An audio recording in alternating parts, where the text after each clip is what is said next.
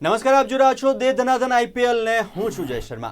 IPL 2025ની આજે 31મી match છે અને આ 31મી મેચ રમાશે પંજાબ કિંગ્સ અને કોલકાતા નાઇટ રાઇડર્સ વચ્ચે।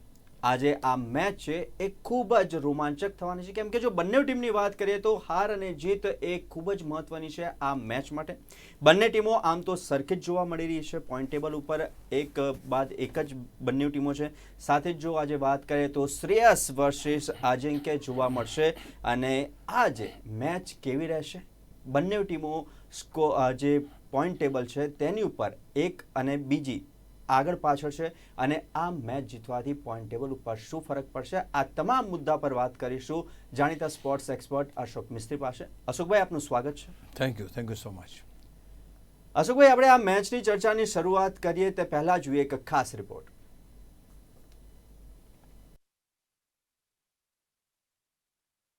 આજે પંજાબ કિંગ્સ અને કોલકાતા નાઇટ રાઇડર્સ વચ્ચે સિતારો કી જંગ જામવાની છે। બંને ટીમોની સ્થિતિ લગભગ સરખી જ છે। કોલકાતા છેલ્લી મેચ જીત્યું છે, જ્યારે પંજાબને છેલ્લી મેચમાં હારનો સામનો કરવો પડ્યો છે।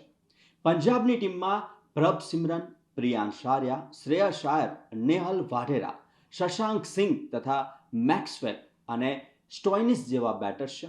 કોલકાતાની ટીમની વાત કરીએ તો કોલકાતાની ટીમમાં ડીકોક, સુનિલ નારાયણ, રાહને, રઘુવંશી, વેંકટેશ આયર, રિંકુ સિંઘ અને રસેલ જેવા બેટર્સ છે।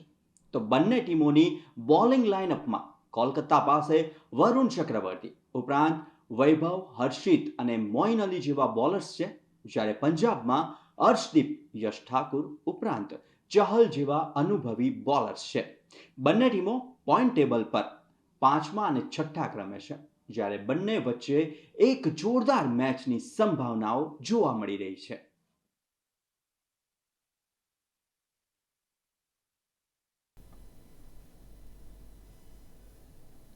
તો આજે 31મી મેચ પંજાબ અને કોલકાતા વચ્ચે રમાવાની છે। આ મેચની ચર્ચા કરવાના છે। સૌથી પહેલા જો વાત કરીએ બંને ટીમોની, તો બંને ટીમ લગભગ સરખી જ જોવા મળી રહી છે અને ચર્ચાની શરૂઆત કરીએ। અશોકભાઈ, આજની જે બંને ટીમો છે, બંને ટીમ સરખી જ જોવા મળી રહી છે। જો વાત કરીએ પંજાબની તો 5 મેચો એમાંથી 3 જીતી છે અને 2 હારી છે, અને સાથે જ કોલકાતાની વાત કરીએ તો કોલકાતા પણ 3 મેચો જીતી છે અને 2 મેચો હારી છે। તો કેવી રહી શકે છે આજની મેચ?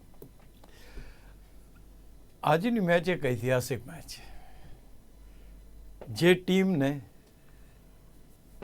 ચેમ્પિયન બનાવી, જે ટીમની ટ્રોફી જે કેપ્ટને ઉચકી, આજે એ કેપ્ટન સામેની ટીમમાં એ ટીમ સામે રમશે કે જેણે ટ્રોફી જીતાડી છે। એટલે બહુ જ જેને કહેવાય કે આવી ઘટનાઓ બહુ ઓછી બનતી હોય છે।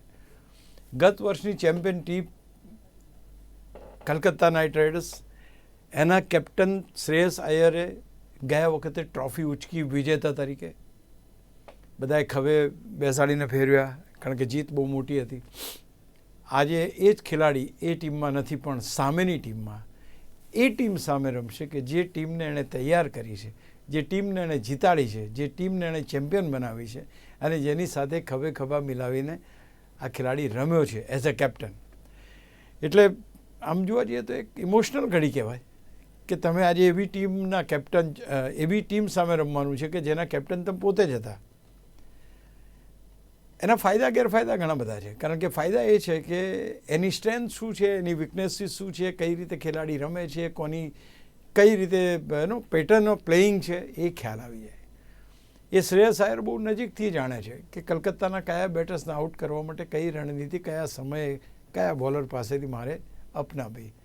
તો આ એક બહુ મહત્ત્વની વાત છે કે તમે જ્યારે જાણો છો એ ટીમને, તો તમારી જવાબદારી એ પણ બને છે કે અત્યારની ટીમને તમે જીતાડવા માટે જે કોઈ તમારી યાદશક્તિમાં છે એ બધી વસ્તુ આજે બહાર કાઢીને એપ્લાય કરો અને તમારી ટીમને જીતાડો।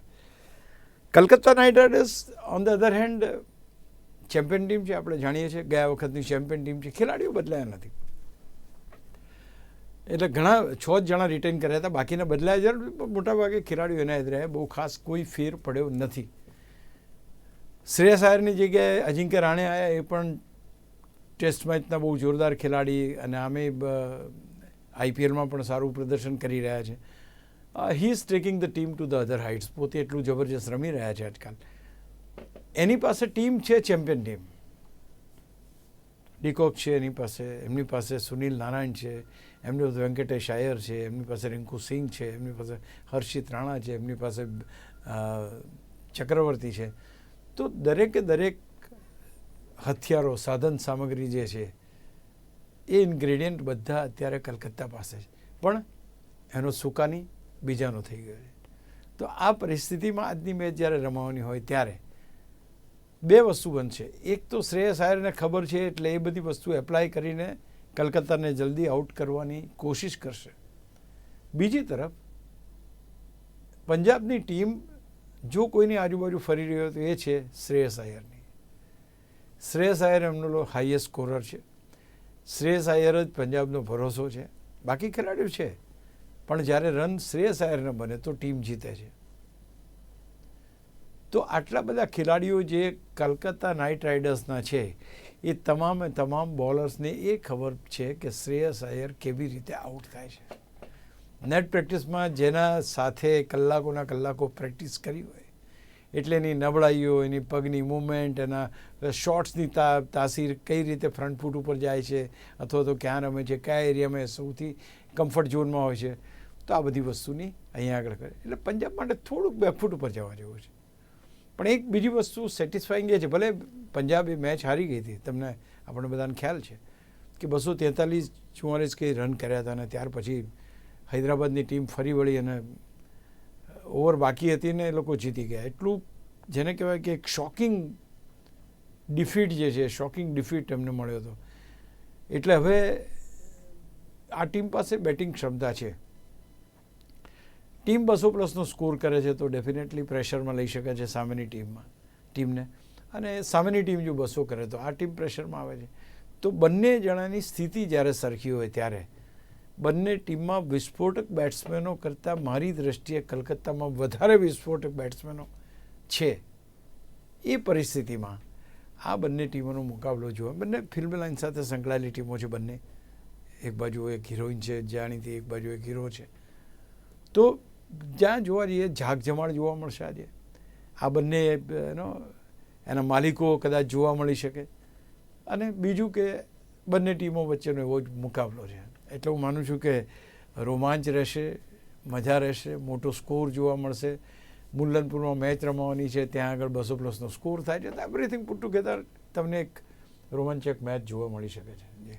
અશોકભાઈ, જે પ્રમાણે કીધું કે આ વખતે ખરાખરીનો જંગ જોવા મળશે, રોમાંચક મેચ જોવા મળશે, બંને ટીમોની વાત કરીએ. હવે ખાસ કરીને બેટિંગ ડિપાર્ટમેન્ટની વાત કરીએ તો પંજાબની પહેલાં બેટિંગ ડિપાર્ટમેન્ટની વાત કરીએ તો પંજાબની બેટિંગમાં પ્રભસિમરન છે, સાથે જ પ્રિયાંશ છે, શ્રેયસ છે, નેહલ છે જેવા જોરદાર બેટર્સ છે. જ્યારે મેક્સવેલ અને સ્ટોઇનિસ જેવા ઓલરાઉન્ડર્સ પણ તે છે આ ટીમની અંદર. તો કેવી છે આ ટીમની બેટિંગ લાઇનઅપ? હમણાં જ આપણે વાત થઈ કે 243 જેવો જબરો સ્કોર મૂક્યો હતો આ ટીમે, એટલે એ લોકોની બેટિંગ શાનદાર છે, દમદાર છે, એમાં ના નહીં. પ્રભસિમરન બહુ સરસ રમે છે આ વખતે. એની સાથે પ્રિયાંશ આર્યા કે જેણે બહુ શાનદાર સેન્ચુરી મારી છે અને એ પણ બહુ જ ફોર્મમાં છે, સારું રમે છે. ત્યાર પછી તમારી પાસે શ્રેયસ આયર છે, ઓલવેઝ મોસ્ટ ડિપેન્ડેબલ પર્સન. ત્યાર પછી તમારી પાસે નેહલ વાઢેરા અને શશાંક સિંઘ છે. શશાંક સિંઘને આપણે જાણીએ છીએ કે જ્યારે સામે છેડે શ્રેયસ આયરની સેન્ચુરી બનવાની હતી, 97 રન હતા, તે છતાં એણે કહ્યું કે ભાઈ તું રમ અને રન બનાવ, અને એણે છગ્ગા ઝીંકીને ઘણા બધા રન ટીમ માટે બનાવ્યા હતા. આક્રમક બેટર છે તમારી પાસે. પછી તમારી પાસે બે એવા ખેલાડીઓ છે કે જે ઓલરાઉન્ડર છે પણ ચાલતા નથી. આ એટલા માટે કહેવું પડે છે કે જે પ્રકારની પરિસ્થિતિ અત્યારે સર્જાઈ છે એમાં ક્યાંક મેક્સવેલ એ મોસ્ટ અનફિટ ખેલાડી તરીકે પ્રસ્થાપિત થયો છે. Unfit in the sense not that physically અનફિટની વાત નથી. આ બોલિંગ હોય, બેટિંગ હોય, ફિલ્ડિંગ હોય. આઈ થિંક ફિલ્ડિંગને બાદ કરીએ તો બેટિંગ અને બોલિંગમાં હા સદંતર નિષ્ફળ ગયો છે ખેલાડી. 4 કરોડમાં એને 4.2 કરોડમાં એને કરારબદ્ધ કરવામાં આવ્યો હતો. એટલે એની પાસેથી હજુ એવી અપેક્ષા છે, પણ એ અપેક્ષા પ્રમાણેનું કામ હજુ એણે આપ્યું નથી. બટ યસ, ટીમની પાસે 250 રન બનાવવાની ક્ષમતા છે. એટલે આપણે જે વાત કરી રહ્યા છે કે 284 રનનો સ્કોર તો જે રીતે હૈદરાબાદે બનાવ્યો, ત્યાર પછી આ હૈદરાબાદે આટલો સ્કોર ચેઝ કર્યો, તો ક્યાંક બેટિંગ ક્ષમતા એ 250 રન સુધીની છે એમ ગણી શકાય. કારણ કે 20 ઓવરમાં 250 રન જો તમે બનાવી લો છો તો મેચ મોટાભાગે તમારા પક્ષે આવી જાય છે. ખેર એ વાત અલગ છે કે ગઈ મેચમાં એવું બન્યું નહોતું, but it is more and less 200 પ્લસનો સ્કોર તો જોઈશે અને એ સ્કોર બનાવી શકે એવી બંને ટીમો સક્ષમ છે. જી અશોકભાઈ, પંજાબની વાત કરી, હવે વાત કરીએ કોલકાતાની. તો કોલકાતાની અંદર ડિકોક છે, નારાયણ છે, રહાને છે, સાથે જ અંક્રિશ છે અને વેંકટેશ રિંકુ જેવા બેટર છે. અને તેમાં પણ ઓલરાઉન્ડરની વાત કરીએ તો રશલ અને મોઇન જેવા ઓલરાઉન્ડર્સ પણ છે. તો કેટલી મજબૂત બેટિંગ લાઇનઅપ. અનફોર્ચ્યુનેટ પાર્ટ એ છે કે અત્યાર સુધી આ બંને આ જે ટીમને કલકત્તાની આપણે વાત કરી રહ્યા છે એના ઓપનર્સ ક્યારેય 50 રનની ભાગીદારી કરી શક્યા નથી. 50 રન્સ દેવ નોટ સ્કોર્ડ, એટલે બેમાંથી એક જણ જલ્દી આઉટ થઈ જાય, પાવર પ્લેમાં આઉટ થઈ જાય, એવી ઘટનાઓ ઘટી છે. ડિકોક એક વખત સારું રમ્યા, ત્યાર પછી લગભગ બધી મેચોમાં નિષ્ફળ ગયા છે. સિમિલર વે નારાયણનું છે, એકાદ મેચને બાદ કરતાં કોઈ બહુ ખાસ દર્શનીય પ્રદર્શનનું જોવા મળ્યું નથી. Yes, Ajinkya Rahane is the man who is playing the best of his game. આ એક ખેલાડી ભલે ટેસ્ટ મેચનો ખેલાડી હોવા છતાં પણ જે રીતે ચોગ્ગા છગ્ગા મારે છે, જે રીતે પરિસ્થિતિ પ્રમાણે રમે છે અને ટીમને કોઈ પણ હિસાબે જીતાડવા માટે તમામ પ્રયત્નો કરે છે. આઈ થિંક બહુ જ ડિઝર્વિંગ કેપ્ટન છે. ખેર એ પેલા કેપ્ટન એટલા બધા રૂપિયા એને મળ્યા નથી જે શ્રેયસ આયરને મળ્યા છે એવા, but he is one of the very good, જેની પાસે ક્રિકેટનું નોલેજ છે એવી વ્યક્તિ, એવા ખેલાડીઓ તમારે જો જોવા હોય તો મહેન્દ્રસિંહ ધોની છે, રોહિત શર્મા છે, ત્યાર પછી તમારે અજિંક્ય રહાણેને લાવવા પડે. He has got that sharp mind. યાદ છે આપણને ઓસ્ટ્રેલિયા સામે જીતાડ્યા હતા, તે વખતે કેપ્ટન અજિંક્ય રહાણે હતા, ઇતિહાસ સર્જ્યો હતો. તો હું માનું છું કે ત્યાર પછી એ છે. ત્યાર પછી જે ખેલાડીઓની વાત છે, અંક્રિશ એક યુવા ખેલાડી છે, એકાદ બે વાર એનો સ્પાર્ક જોયો છે આપણે, પણ હજુ વધારે મજબૂત બેટિંગ એની જરૂરી છે. Now coming back to the man who could have been the captain of the team, Venkatesh Iyer. Venkatesh આયરને કેપ્ટનશીપ આપવી જોઈએ એવી બહુ ચર્ચા હતી. ત્યાર પછી અજિંક્ય રહાણે કેપ્ટન બન્યા, પણ આ ખેલાડી જે ગયા વખતે 110-115ના સ્ટ્રાઇક રેટથી રમતો હતો, એ ખેલાડી આ વખતે જબરજસ્ત ઇમ્પ્રુવમેન્ટ કરીને 160થી 180 સુધીના સ્ટ્રાઇક રેટ ઉપર રમવાની ક્ષમતા ધરાવનાર બેટર્સ બની ગયો છે. આ એક બહુ જ મહત્ત્વની બાબત છે કે તમારો સ્ટાર પ્લેયર એક બહુ સારું રમતો હતો અને ત્યાર પછી સતત નિષ્ફળ જતો હતો, but now he is back in the saddle અને બહુ સારું પ્રદર્શન કરીને એ રમે. રિંકુ સિંઘ અને વેંકટેશ આયર બંને ગઈ મેચમાં, એની આગળની મેચમાં ખૂબ સારું પ્રદર્શન કર્યું. રિંકુ સિંઘને આપણે જાણીએ છીએ જે રીતે છગ્ગાની રમઝટ બોલાવી હતી ગુજરાતના નરેન્દ્ર મોદી સ્ટેડિયમ પર, વી ઓલ નો દેટ. અને ત્યાર પછી એની પાસે રસેલ ને બાકીના ખેલાડીઓ ઓલરાઉન્ડર તરીકે ગણી શકાય છે. એટલે હું માનું છું કે કલકત્તા પાસે બી બેટિંગ લાઇનઅપની કોઈ કમી નથી, કારણ કે તમારી પાસે રિંકુ સિંઘ જેવો માણસ 7મા 8મા ક્રમે રમવા આવતો હોય તો એટલી મજબૂત બેટિંગ લાઇનઅપ એ તમારી પાસે છે. એટલે બંને ટીમની બેટિંગ લાઇનઅપ તમે જુઓ તો કલકત્તાને થોડોક એડવાન્ટેજ છે, કારણ કે એ લોકોના બેટર્સે ભૂતકાળમાં સારું પ્રદર્શન કરીને મોટો સ્કોર બનાવ્યો છે. અશોકભાઈ, બેટિંગ લાઇનઅપની વાત કરીએ, હવે બોલિંગ લાઇનઅપની વાત કરીએ તો પંજાબની વાત કરીએ તો પંજાબ પાસે જેન્સન ચહલ અને અર્શદીપ અને યશ ઠાકુર જેવા બોલર્સ છે. કેટલી મજબૂત છે બોલિંગ લાઇનઅપ? ક્રિકેટમાં ગમે તેટલા સારા બોલર્સ હોય, ગમે તેટલા સારા બેટર્સ હોય, તોય ટીમ હારી જાય એવા તો ઘણા કિસ્સા છે. 1983માં Joel ગાર્નર, Malcolm marshal, Michael holding, આ બધા ધુરંધર ખેલાડીઓ વેસ્ટ ઇન્ડિઝની ટીમમાં હતા કે જેમની બોલિંગથી લોકો ધ્રુજતા હતા. અને Clive Lloyd, Vivian Richards, Gordon the great, Greenidge, આ બધા બેટર્સ હતા, તો એ ટીમ હારી ગઈ હતી. પણ નાવ કમિંગ બેક ટુ પંજાબની બોલિંગ, યસ, પંજાબ પાસે બોલિંગ લાઇનઅપ સારી છે, કારણ કે અર્શદીપ સિંઘ બહુ સારા બોલર તરીકે પ્રસ્થાપિત થયા છે અને બહુ સારી બોલિંગ કરી રહ્યા છે. That's number 1. ત્યાર પછી તમારી પાસે જેન્સન છે, બહુ સારો બોલર, બહુ સારો બેટર્સ, ઓલરાઉન્ડર પરફોર્મન્સ આપે છે અને એક સારામાં સારું પ્રદર્શન કરે છે. જજુવેન્દ્ર ચહલ, ધીસ પર્ટિક્યુલર બોલર, આ બોલરને લગભગ 4 કરોડમાં ખરીદવામાં આવ્યો છે, પણ હજુ સુધી એના કોટાની 4 ઓવર્સ એણે કોઈ મેચમાં નાખી નથી. એટલે કે હજુ સુધી જે ડિલિવર કરવું જોઈએ એના તરફથી કોઈ વસ્તુ ડિલિવર થઈ નથી, ન તો બોલિંગમાં ન ફિલ્ડિંગમાં. અને ક્યાંક એમ કહી શકાય કે ભાઈ આટલા બધા પૈસા ખર્ચ્યા પછી રિટર્નમાં કંઈ મળતું નથી એવો આ ખેલાડી છે. પણ આઈપીએલમાં સર્વાધિક વિકેટો લેનાર ખેલાડી છે, એટલે એને ભૂલવો ના જોઈએ. એની ભૂતકાળ બહુ ભવ્ય છે. વર્તમાનમાં એની ઉપર કેપ્ટનને ભરોસો ઓછો છે, એને ઓછી ઓવર્સ આપવામાં આવે છે, એને એવા ક્રુશિયલ ટાઈમે ઓવર્સ આપવામાં આવે છે કે જ્યારે બેટ્સમેન સેટ થઈ ગયા હોય. હું માનું છું કે થોડુંક એની પાસેથી વધારે કામ લઈ શકાય એવું છે અને એની પાસે ક્ષમતા પણ છે. એટલે અહીંયા આગળ આ બધા બોલર્સ છે. ત્યાર પછી સ્ટોઇનિસ ને મેક્સવેલ છે કે જે સારી બોલિંગ કરી શકે છે, એક ફાસ્ટ બોલિંગ કરે છે, એક સ્પિન બોલિંગ કરે છે. તો ઓવરઓલ જુઓ તો પંજાબનું બોલિંગ લાઇનઅપ પણ એક સારી બોલિંગ લાઇનઅપ કહી શકાય, જે કલકત્તાને કાબૂમાં રાખી શકે છે. અશોકભાઈ, વાત થઈ પંજાબની બોલિંગ લાઇનઅપની. હવે વાત કરીએ કોલકાતાના બોલિંગ લાઇનઅપની. તો કોલકાતા પાસે મોઇન, હર્ષિત, વૈભવ, અમનદીપ છે, તેમજ વરુણ ચક્રવર્તી પણ છે બોલર્સમાં. પણ કોઈ ટીમને ભારી પડી શકે તેમ છે. તો કેવી છે કોલકાતાની બોલિંગ લાઇનઅપ? આપણે પંજાબના આટલા બધા ખેલાડીઓના નામ લીધા, પણ તે છતાંય આંખ બંધ કરીને તમે જોવા જાઓ ને તો કલકત્તાના બોલર્સ તમને વધારે ઇમ્પ્રેસિવ લાગે. કારણ કે એ જે ખેલાડીઓ છે, વરુણ ચક્રવર્તી એક ખેલાડી એવો છે કે જેણે એટલો બધો હેવોક મચાવ્યો છે કે ભલભલા ખેલાડીઓની એવરેજ બગાડી કાઢે એ પ્રકારનું પ્રદર્શન એનું છે. તમારી પાસે વૈભવ અરોરા છે, is a good fast bowler. Harshit એને સપોર્ટ કરે છે. મોઇન અલીને લાવ્યા છે આ લોકો.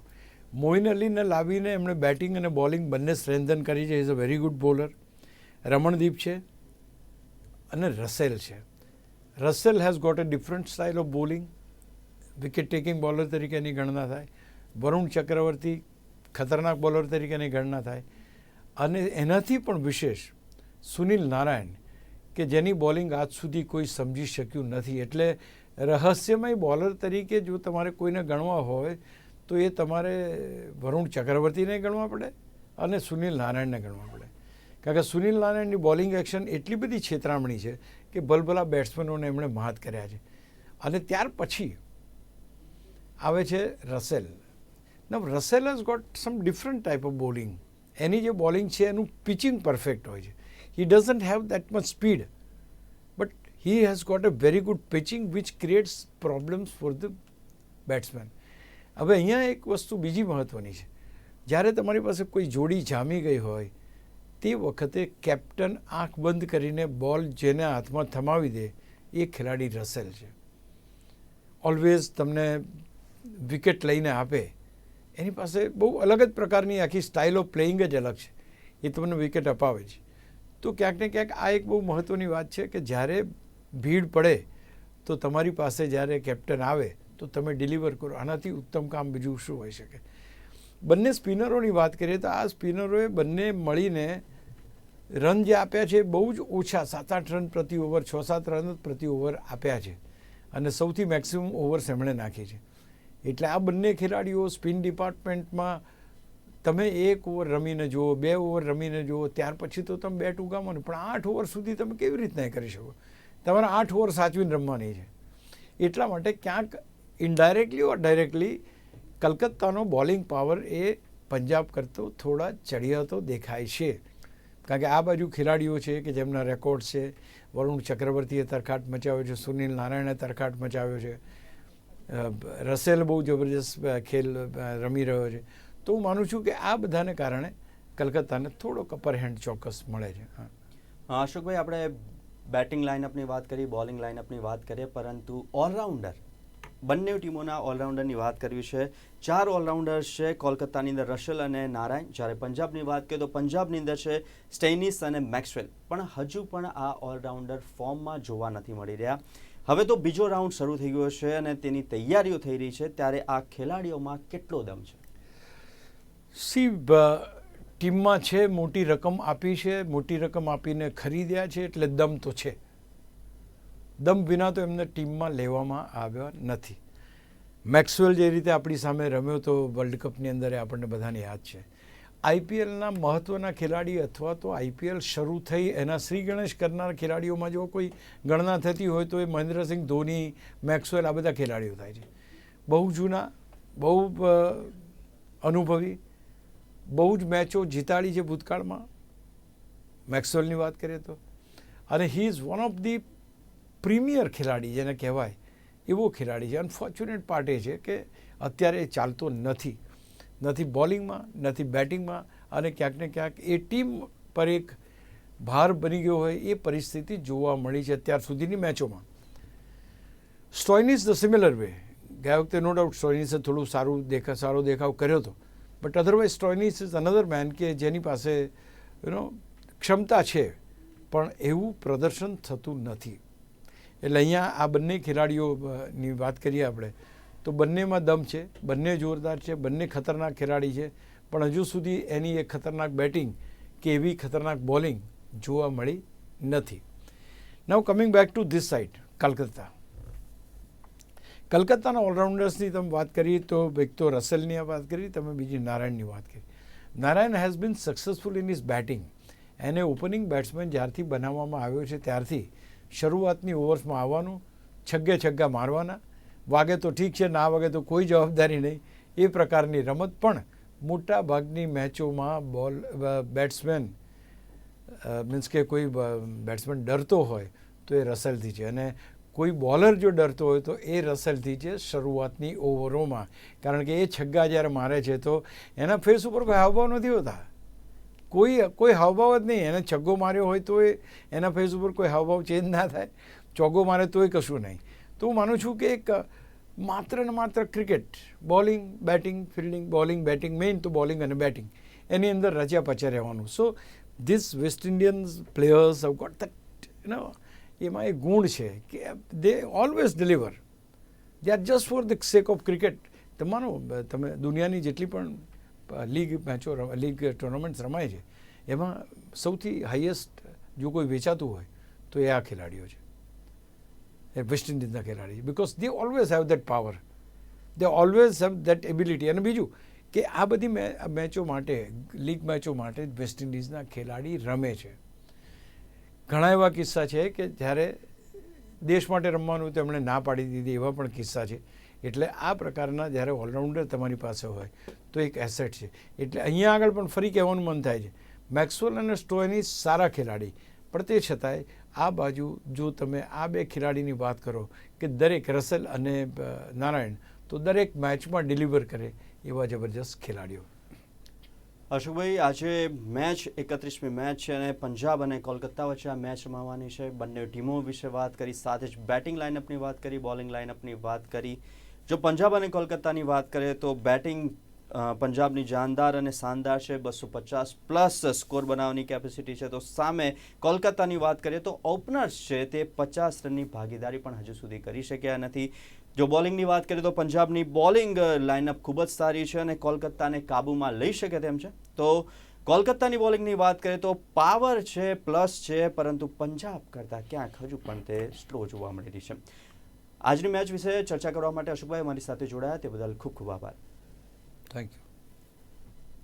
તો આ હતી દે ધનાધન આઈપીએલમાં આજની મેચની ચર્ચા. આવી જ રીતના દરેક મેચની ચર્ચા, એનાલિસિસ, પ્રિવ્યુ અને રિવ્યુ માટે જોતા રહો દે ધનાધન આઈપીએલ. આવતીકાલે સવારે 11:30 કલાકે. નમસ્કાર.